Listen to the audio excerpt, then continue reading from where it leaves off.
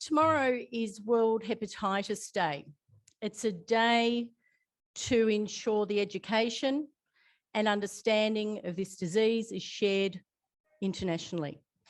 Tomorrow is also a day where Austria and Hungary decided that they would fight against Serbia. It was the beginning of World War I. That's perhaps a day we're not too familiar with and perhaps not as well educated in. So may Rotary, as one of the founding organisations of UNESCO, continue to ensure internationally and nationally we remain educated, we get better educated for better understanding, peace and fellowship. For good food, fellowship, the opportunity to serve, God bless. So our Rotarians and guests will now give a toast to Australia and Rotary International. Australia, Rotary International. Thank you, and please be seated.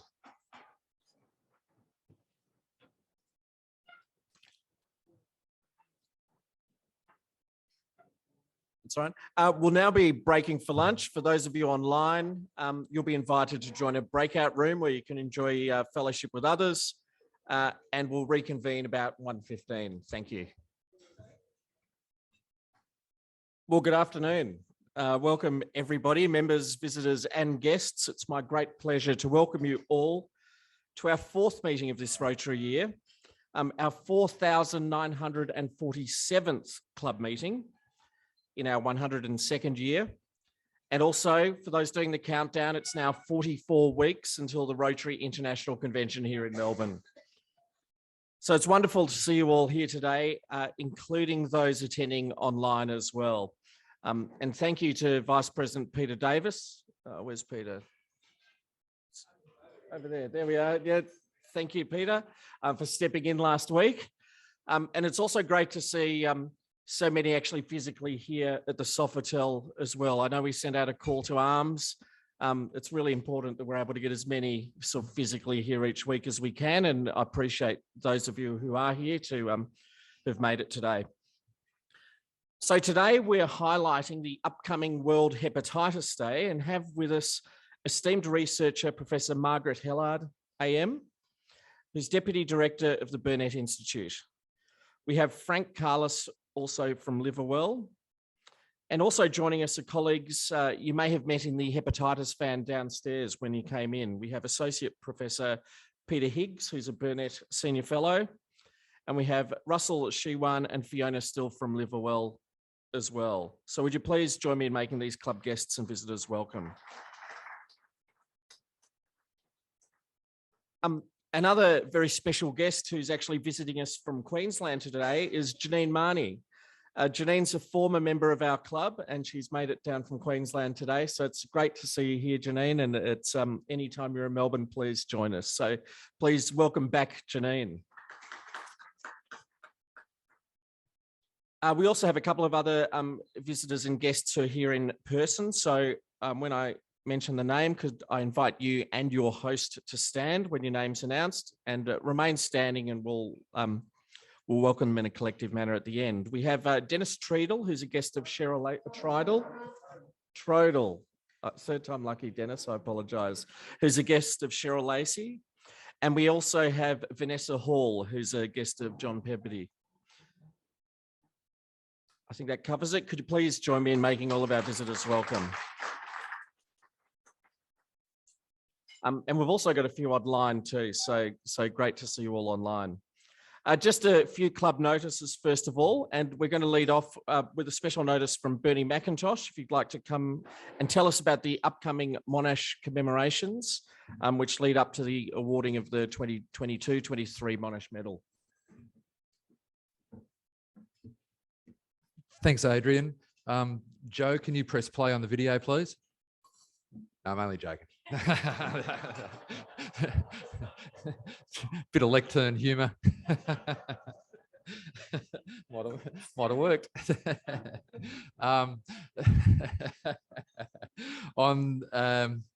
In a fortnight's time, we have the pleasure, which is an annual pleasure, of awarding the Monash Medal. As you will all be well aware, General Sir John Monash was our second president, a founder of the club. We remember and celebrate him for his leadership, integrity, and service. We remember General Monash, who hastened the end of the First World War. And we also remember John Monash, who stayed behind and waited till all the servicemen and women had been repatriated back to Australia. We've awarded the medal over the last, I think, maybe 14 years or so, 15 years.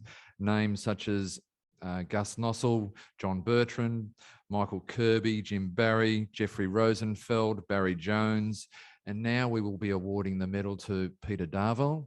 I won't say anything about Peter now, that more will be said about him on the day. We also have a celebration at the Shrine on the 8th of August, so Monday the 8th of August from 8 a.m. Those of you who have been there before will agree with me that it is quite a moving ceremony. We celebrate the Battle of Amiens, which John Monash led, which hastened the end of the First World War, and that's quite a moving celebration. Then we've obviously got the lunch here on the Wednesday where we award the medal. And then the Spirit of Australia, who join us at a number of these functions, are also hosting a Monash commemorative service at Parliament House. And then they have a Spirit of Australia Foundation luncheon here at the Sofitel Hotel. Details will be in the newsletter. You are all most welcome to attend that function as well. Okay, thanks, Adrian.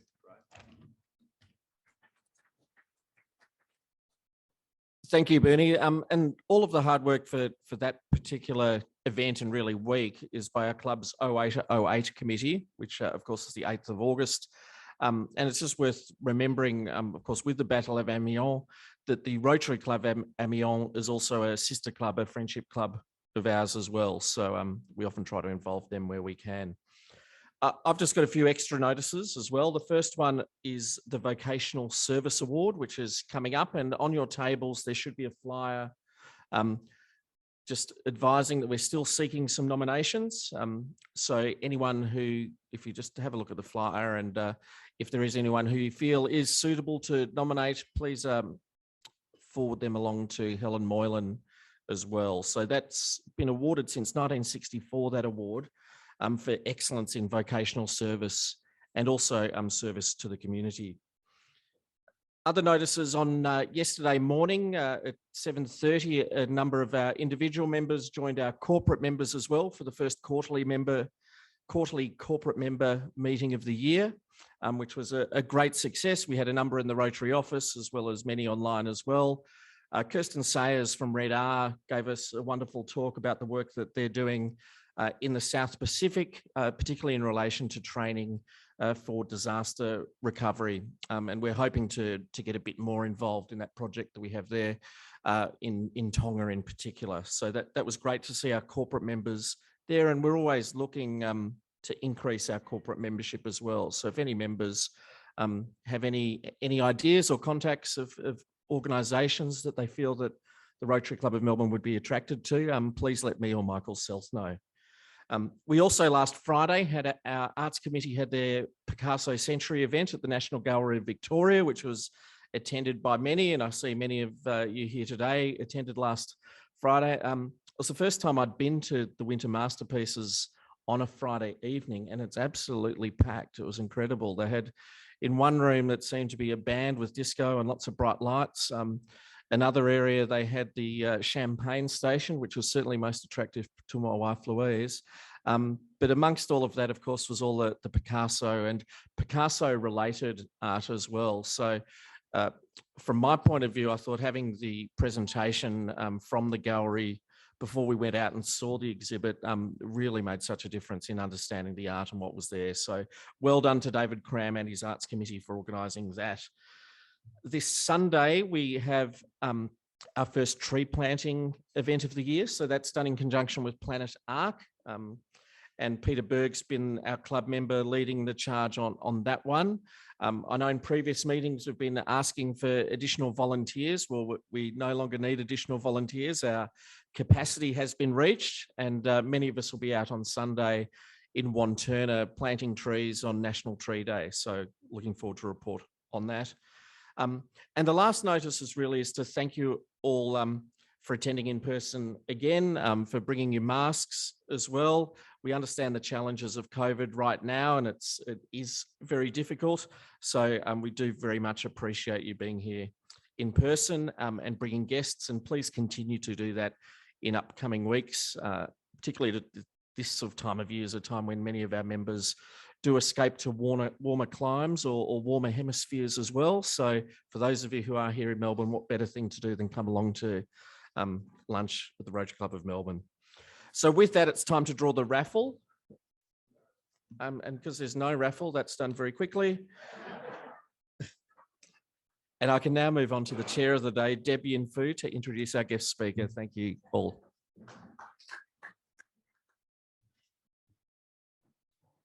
Okay, so today we celebrate and acknowledge World Hepatitis Day, which in fact, as we all heard, is tomorrow. Now, the theme of World Hepatitis Day is HEP Can't Wait. So HEP can't wait for urgent action needed by governments, health workers and the community to prevent deaths from viral hepatitis through eliminating hepatitis B and C.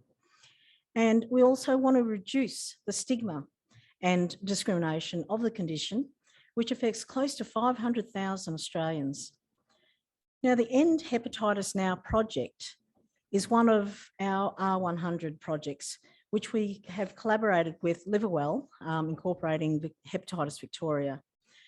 Now, the project seeks to increase awareness of hepatitis, in particular Hep B and Hep C, and of the treatments and detection methods that are available to vulnerable populations in the community.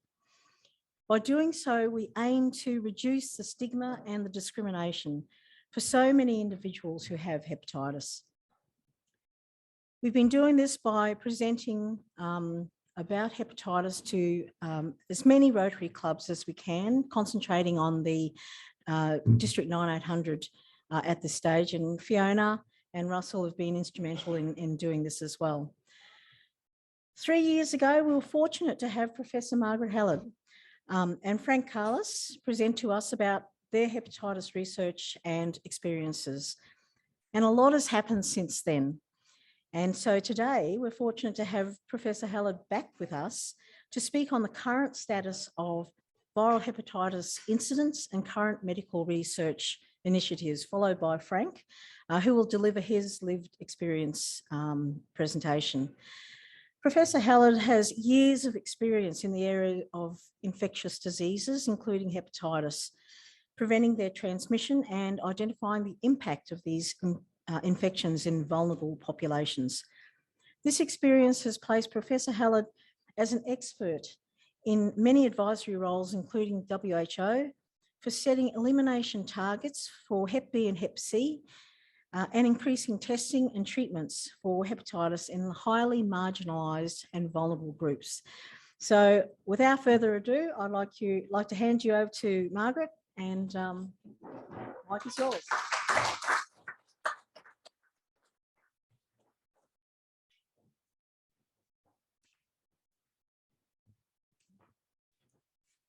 Good afternoon, everybody, and thank you for the invitation to come and speak again on what is an important, we like to think of it as World Hepatitis Day tomorrow, but the festival of hepatitis, viral hepatitis, often runs for the week. So thank you for the opportunity, and thanks for the introduction, Deb. So today I'm going to talk briefly about the impact of hepatitis B and hepatitis C on Australia, our region, and countries globally. But before commencing, I'd also like to acknowledge the traditional owners of the land on which we're meeting, acknowledge the Wurundjeri people, and pay my respects to elders past and present.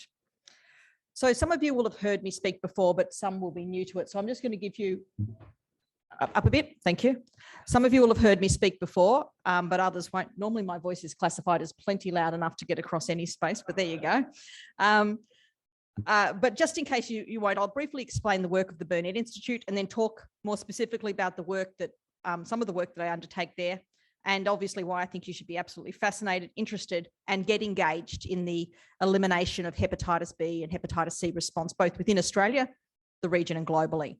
So the Burnett, some of you may well have heard of us more recently through our work with COVID. We've been heavily involved in trying to understand the impact of COVID-19 on the community, and as well provide advice and guidance to governments and the communities how to reduce its impact. And a lot of our work is that's the essence of our work, is what is the evidence base we can generate to advise government, but also to work with and advise communities as to how they can protect themselves from something. And this is typical. We're an independent medical research institute. We're as well a non-government organisation.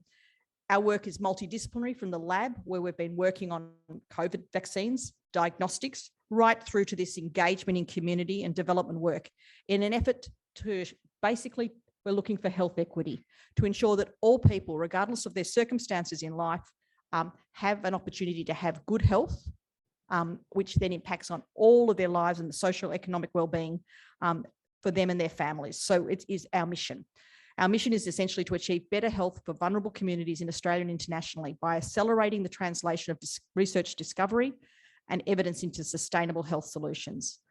Apart from COVID-19 and before COVID-19, we really have been working very hard on issues around, particularly with, as I said, where there's people with social and structural disadvantage, viral hepatitis, HIV, malaria, TB, and also behaviours that put people at those risks, such as alcohol consumption and unsafe drug use. And it's really interesting, as I was catching the cab here today, my cab driver and I began to have a conversation about what I was doing and where I was going, as is my wont. And then I said, oh, I'm giving a talk about hepatitis C and hepatitis B. He said, funny thing, I've had both of them.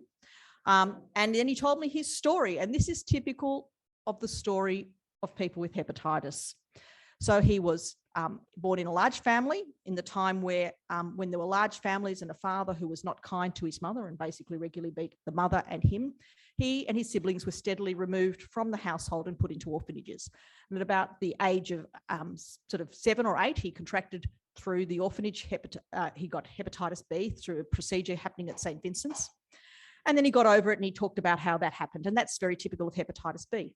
And then how he talked about how his brother and his 2 younger brothers had got involved in the drug scene in Sydney. And they basically, one had died of a drug overdose when they got involved in that. And he had become also infected with hepatitis C, although it wasn't a big part of his life injecting drug use. He then went on to work all of his life in the publishing industry and various things. And then for one reason or another, he was driving the cab today.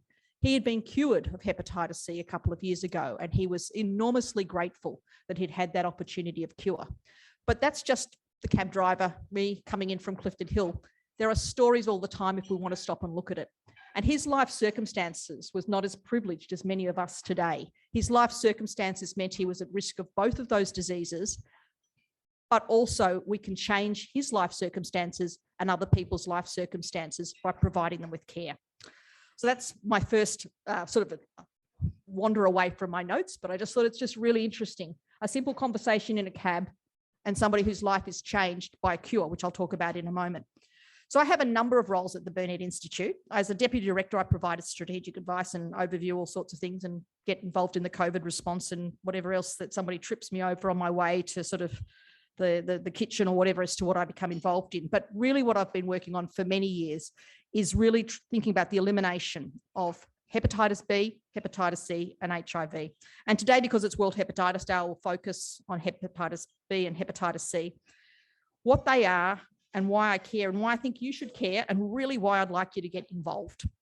And get involved, and I know you're already involved, but I'd like you to get more involved because there are big things that need to be done and we need all hands on deck. As Deb said, the theme of this year's World Hepatitis Day is Hep Can't Wait, and it emphasises the need for the world to get involved. People with hepatitis B and hepatitis C cannot wait. They need the drugs that can cure them. They need the drugs that can stop them from getting sick. And their families, the mothers who have chronic hepatitis C infection, need us to ensure that their baby is vaccinated on the day of their birth to stop that child from developing chronic hepatitis C. We have all the tools to do this, but we need people to engage in the global response. We need powerful voices, the leadership in this room, the people you can influence to get involved. So hepatitis B, there's an estimated close to 300 million people still living with chronic hepatitis B. That's sort of in 2020. 1.5 million new infections every year, and close to 800,000, over 800,000 deaths globally from cirrhosis and hepatocellular carcinoma. And the reality is that doesn't need to happen. We do not need to have new infections because we have a fantastic vaccine that can stop people from getting infected with hepatitis B if you give it to babies. If they get that birth dose or early vaccine, their likelihood of chronic infection accidentally passed from mother to child stops. As simple as that. People with hepatitis B, if they receive the good treatments that are available at incredibly low cost, they are off patent. Less than for the year what we had for our lunch today per person, not the whole room, per person probably, I suspect. They could have treatment for the year that would stop them from going on to develop liver cancer, liver scarring, liver cirrhosis and the like. We can change this easily. In our region, we have the highest burden of hepatitis B disease in the Asia Pacific region. So it's a local thing for us. And when we think about diplomacy and we think about soft diplomacy and all the things that we can do for our region to keep them well, to keep them healthy, to keep them safe, and to keep them engaged in a way that makes most sense, we can make a big contribution. As well in Australia, we need to continue making a contribution because over 200,000 Australians have chronic hepatitis B infection, and many of them still don't know it, and many of them need to be tested for hepatitis B and then receive treatment for hepatitis B. Hepatitis C is the same problem. It's around, the estimates vary, but let's say around 60 million people globally have hepatitis C infection. Again, about 1.5 million new infections every year. And again, close to 300,000 people die every year from hepatitis C related to liver scarring and liver cancers. Since I last spoke to this group, and some of you may remember and some may not, one of the most amazing things, and I'll touch on it in a moment, is the direct-acting antivirals, cures for hepatitis C, had just become available and we're beginning to roll them out. And at that stage, we estimated close to 200,000 Australians had chronic hepatitis C infection and were really at risk. And we've begun the elimination program and we've treated over 100,000 Australians in the last sort of say 5 years since those treatments are available. So we're well on our way to hepatitis C elimination in Australia. But those treatments aren't available to everybody globally, and so there's more to do there. So whilst the numbers, as I said, I've quoted, may seem high, lots of disease. In fact, the reality is, if we choose to do something about this, it can be very, very different. And that's because, as I said, we have incredible tools to put into an elimination effort. And we basically need people. We need support, enthusiasm, and engagement from groups such as Rotary for us to achieve the elimination targets that have been set by the WHO. As people have heard me speak about before, I'm a great believer in moments in time. And through my career, I have believed that these are these critical moments where if you seize the day, you can move the dial, you can shift the dial and move forward. That first moment in time was in 1996, when in my career with HIV, when all of my patients who had been dying of HIV, all of them used to die, stopped dying. And I remember distinctly the day I came back from maternity leave, and the first clinic I did back from maternity leave in 1996, and looking after somebody that I seriously thought, as I saw them at outpatients, I thought, I'm admitting this person to hospital to die. And what I hadn't realised is that these amazing new drugs that we've developed for HIV meant that that didn't happen. He got onto those treatments for HIV and he is alive today, and I still see him. He's a dog walker and he lives well. He's happy and he has thrived. That was the big game changer for HIV. The big game changer for hepatitis C happened about 5 to 10 years ago now, where we developed a cure for hepatitis C. It was an extraordinary medical breakthrough. One tablet once a day, or sometimes you can have more, but one tablet once a day for 8 to 10 weeks, 8 to 12 weeks, means you can be cured of your hepatitis C. Minimal side effects, super easy to take.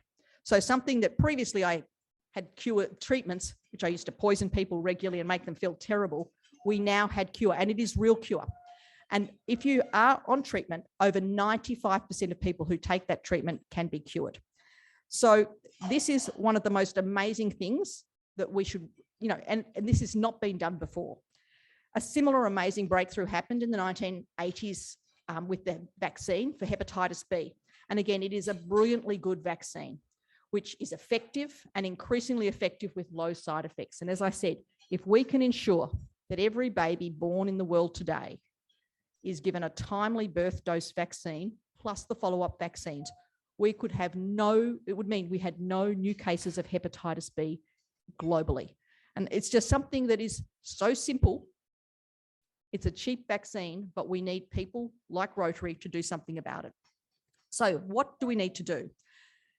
As Deb alluded to, in 2016, as part of my role with WHO, I was privileged to be involved in the setting of basically the global targets for hepatitis B and hepatitis C elimination.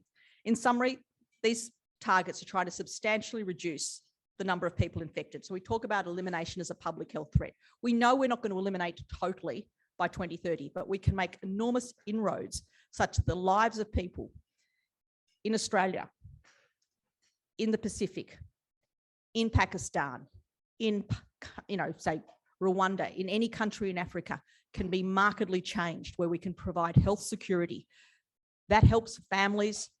When grandmothers in Egypt, I'll just give the example, off text again, but in Egypt, the reason they decided to do, and they've done a most extraordinary elimination program of hepatitis C, is because they realized that the grandmothers and the grandfathers were dying, and they were required to look after the children for the parents to go out to work. So it's health security. So you can put it into economic terms, it helps us, or you can put it into just justice terms and equality. It's really important we achieve this. So what we're trying to do is basically have 90% of people diagnosed. There's lots of details to the targets, but I'm just going to go 90, 90, 90. 90% of people diagnosed, 90% of eligible people treated, and 90% of those treated and cured. So it's really simple. And we're on track for hepatitis C. We are falling behind for hepatitis B because there's still many Australians at risk of hepatitis B who aren't diagnosed. And you might say, well, why is that the case? And the case is because of us, stigma and discrimination against people who are at risk of these diseases. So my taxi driver talked about stigma and discrimination against drug users. And then we had a conversation about who's at greatest risk of hepatitis B in Australia. The people at greatest risk of hepatitis B in Australia are people from culturally and linguistically diverse communities. And we set up systems and structures such that they are anxious about coming forward to have a hepatitis B test, such that they get diagnosed. There is stigma from within their own cultural community, and there is stigma from the Australian community. So as Deb alluded to, one of the very big things we have to focus on is the reduction of stigma. So the strategy that was required to get rid of these infections needs to be multi-pronged. First, we need to engage with affected populations. We need to recognise who's at greatest risk. As I said, for people with hepatitis B in Australia, it's culturally and linguistically diverse communities, and we need to work with those communities. It's also Aboriginal and Torres Strait Islander people are overrepresented for both hepatitis B and hepatitis C. In our region, it is just the countries in our region. In Australia, the vast majority of people with hepatitis C have a history of injecting drug use. Our drug laws make, I'm just going to say it, absolutely no sense. The war on drugs has been one of the greatest failures of policy, of policing, of every imaginable thing. If it wasn't drugs and the outrage associated with drugs, we would all recognise the evidence and the science, the cost, the punitive nature of this, but instead we don't, and go against all evidence, in the face of all evidence, to keep punitive laws against drug use. And I would love Rotary, every time anybody has a conversation with somebody, just to sort of think, actually, this has got to be the dumbest laws we've ever had. It has been an abject failure. So the war on drugs has led to massive drug overdoses, hepatitis C infections, unnecessary illness and harm to a group of people who are often incredibly, as described by my taxi driver today, socially and structurally disadvantaged. It was not his fault he got taken from his family at the age of 2. It was not his brother's fault that they got taken from their family. They were wards of the state, and we did not provide care for them. We did not provide support for them. And it meant that when he left a very clever chap. We had a long conversation. He did self-educated, but when he left as a ward of the state at the age of 15, he was given a bag, one change of clothes and $10 and said, good luck, mate. And that's what happens. That's what we do when we release prisoners with a history of injecting drug use from our prisons. Good luck, mate. Hope you go okay, lassie. Whatever we want to call you. We care very little, and it can be changed by simply not incarcerating people who inject drugs. Actually changing our laws, thinking about it. Again, that's off script, but I just wanted to say, and it's also why we have an overrepresentation of Aboriginal and Torres Strait Islander people in our prisons. This is our great shame, and we have to change these things in Australia, and we can, and it's people like us in this room that can change that, because we're the conservative people. We're the people that aren't meant to, like I am so conservative. I was just having a discussion with Deb. I come from a Liberal family background. I've got to say, the frustration with that picture yesterday in the Parliament of a bunch of conservative people not wearing masks against evidence. I come from a Liberal background. We have the right, it's up to us to change these things, because otherwise people think, oh, it's left-wing leaning and thisy and thatty, and it's not. The evidence is there. People like us are the ones that can change these things and support the change to lead to good health outcomes for Australians, all Australians. So to successfully eliminate these infections, we must engage with these key populations. As well, we must raise awareness about hepatitis B and C in our communities like you guys are doing. And thank you for the work you are already doing in this space. We need to reduce stigma. Every time somebody says something which is to do with stigma that might make people, let's correct them. Let's be brave enough to say, actually, that's not the case. Even my taxi driver called his brother who had overdosed a junkie. I said, actually, I don't use that word. Tell me the story of your brother. And then we had a story, and I think, yeah, he's not really a junkie, is he? No, he had no hope, and he's not a junkie, so let's not call him that. Prevent new infections through vaccination of hepatitis B and harm reduction programs for hepatitis C.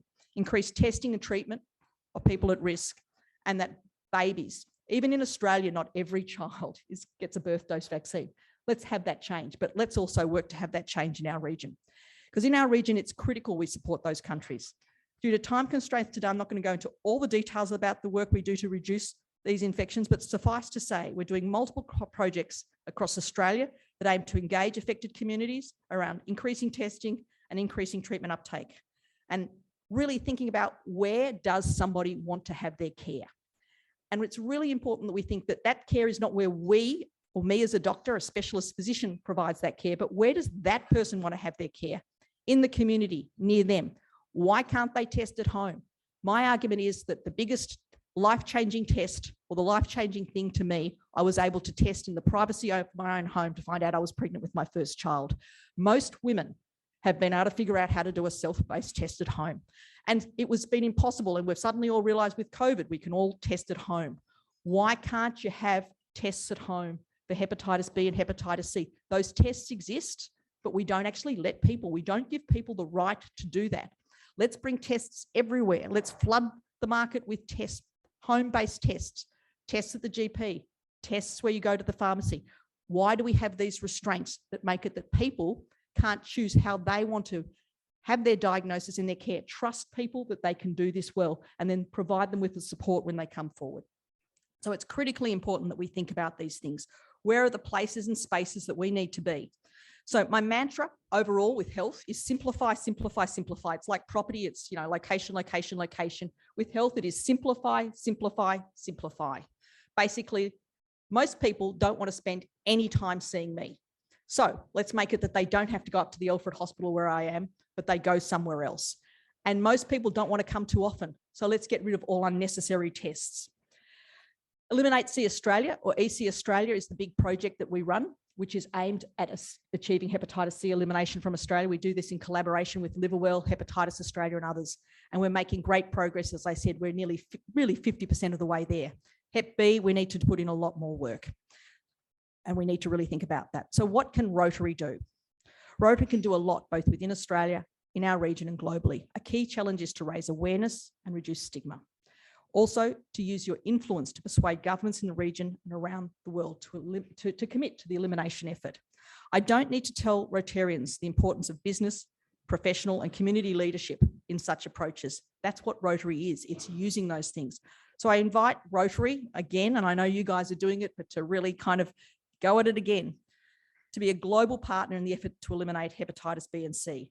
Just imagine if every Rotary Club around the world became community educators who raised awareness about hepatitis C and hepatitis B in their community. Just imagine if every Rotary Club around the world committed to help reduce the stigma associated with hepatitis B and hepatitis C. Just imagine if every Rotary Club around the world worked to ensure that every baby got a birth dose of hepatitis B and hepatitis C. And just imagine if you did that to get low cost and advocated for low cost point of care tests and low cost treatments, because the treatments should not cost much, but they do because of structural reasons. So in summary, become champions to the cause. I know you've got your international meeting coming up, and I'm really advocating for you guys to think about having that on the agenda and actually just pushing it forward. It's a huge challenge, but we shouldn't be afraid of this challenge, and we shouldn't be afraid to fail. Again, those who've heard me speak will know that on the back of my door, there's a quote that my mother's favourite from Theodore Roosevelt. And it goes, "It's not the critic who counts. The credit belongs to the one who's actually in the arena, whose face is marred by dust and sweat and blood, who at the best in the end, the triumph knows the triumph of high achievement. And at worst, if he fails, at least fails whilst daring greatly, so that his place will never be with the timid and cold souls who know neither victory nor defeat." I would like to ask Rotary to join us in our quest and be part of the brave rather than timid souls. Let's eliminate this disease, both of these diseases. It's possible, but we need support, and we won't get there without you guys coming on board. So have a think about it, and thank you very much for the invitation.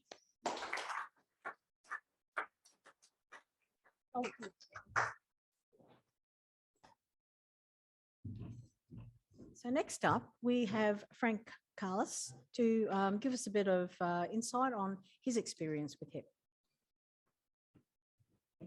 Thank you very much, Deb, and thanks, Adrian. Rotarians, friends, I think the last time I spoke to a Rotary Club was just a couple of weeks before the COVID pandemic hit us, and it's been a very difficult and different time in that ensuing 2.5 years, I think. So I'm really pleased to be back here with you this afternoon to support you with your work in this project, and in particular to share my lived experience with hepatitis C.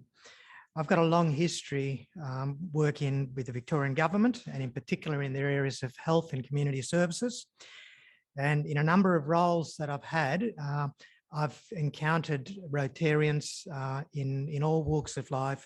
And so I'm very aware of the important and positive roles that Rotary and its members play in the community.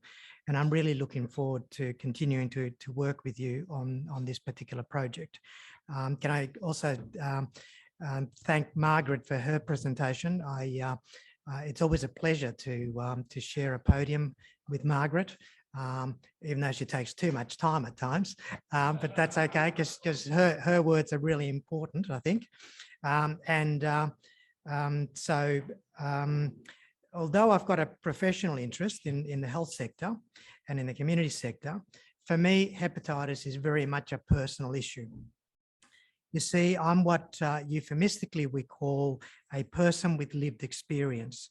In my case, that's actually hepatitis C lived experience. Of course, the affected communities are very diverse, and it's often dangerous to generalise.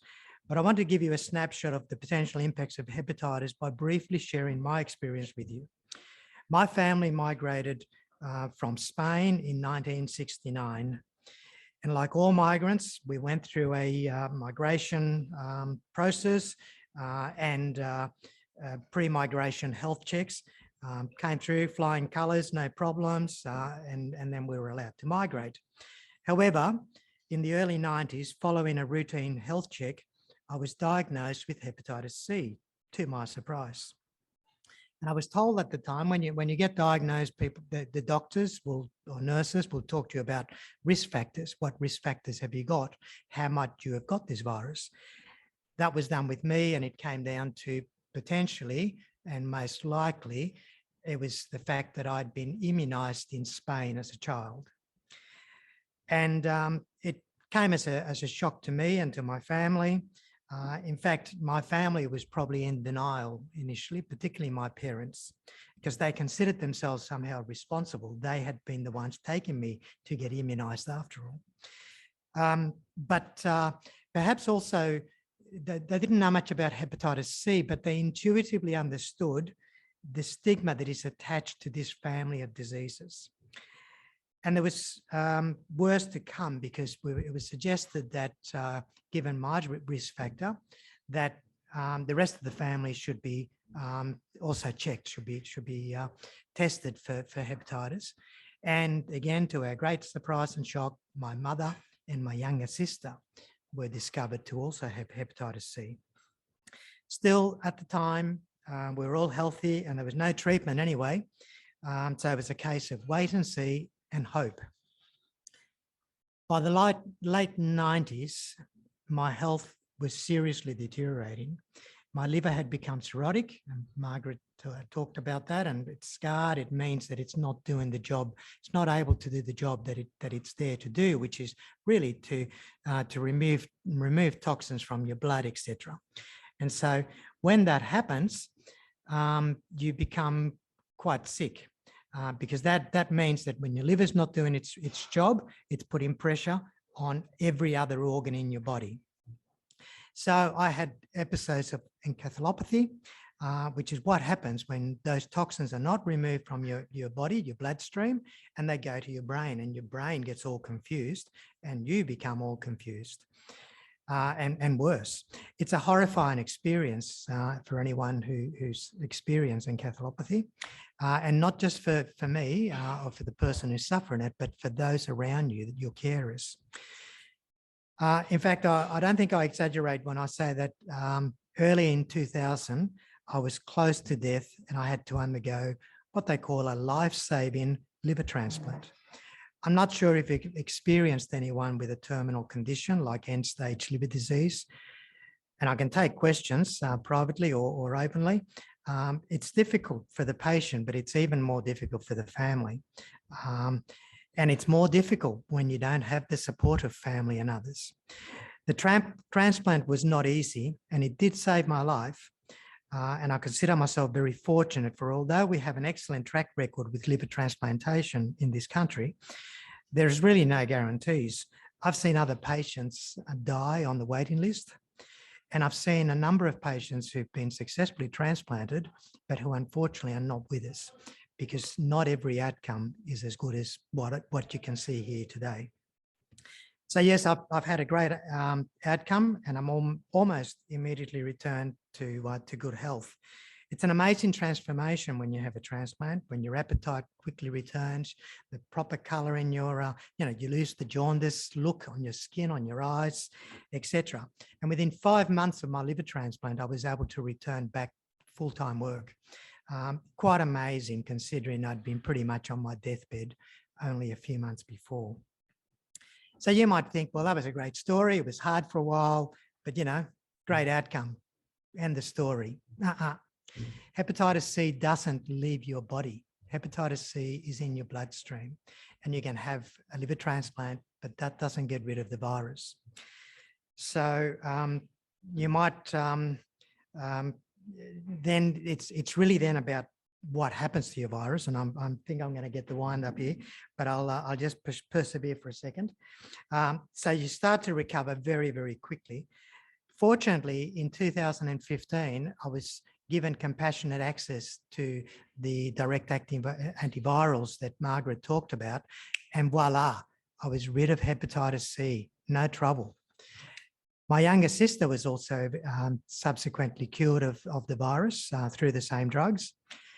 But this is not just, my mother, unfortunately, it was too late for her. She'd passed away from liver disease, from liver cirrhosis.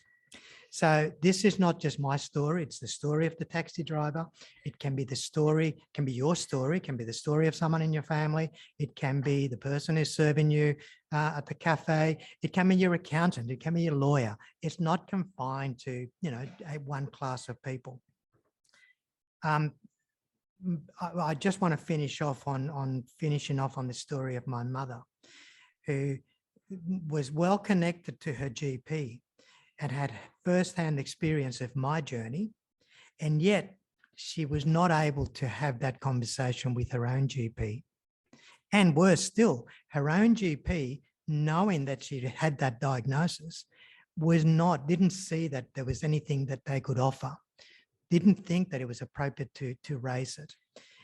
That comes down to that stigma and discrimination that prevents people from raising the issue and today being able to access diagnosis and treatment and successfully clearing the disease.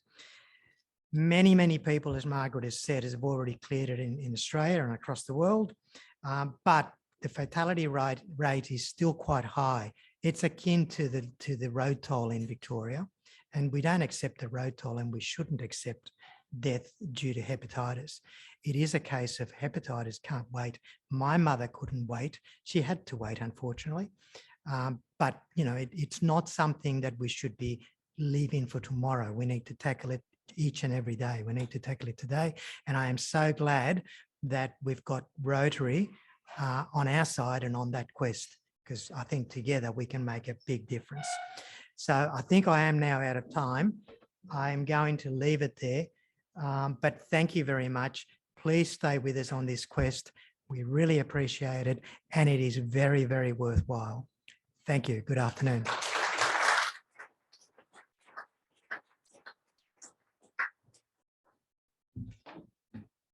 Well, thank you. Thanks, Margaret and Frank. And unfortunately, we are out of time, and I'm sure we'd all have a few questions up our sleeves. So I just want to take this time to thank you, Margaret and Frank. We could talk for hours on this topic, and Rotary will take you up on that, and we already have with the End Hepatitis Now project. Unfortunately, COVID has come along and it's slowed that right down, but we're onto it. So to thank you, we have a couple of gifts for you. So the gifts are 2023 socks and centenary moments of Rotary book, and the 2023 socks we like to say are 200% Australian made by our past president Phil Endersby. And of course, they're made in Australia. So now we will close the meeting. Now I want to thank the visitors and guests for attending, and also thanks to our Thanksgiver, Cheryl Lacey and Bernie McIntosh, and of course the lunch setup crew and the reception teams. And if you could stay back and help us pack up, that'd be great. I also want to say we're recruiting for the lunch setup and reception teams as well. So anyone interested, please come and see us. Next week, a reminder that we have a slight change of scheduling, and we'll host our August evening meeting at the Lyceum Club, featuring former Olympian Richard Wise, CEO, Living the Dream Foundation. So please do come along and experience our evening format. Please stand and close the meeting, and we have a special guest playing for us today.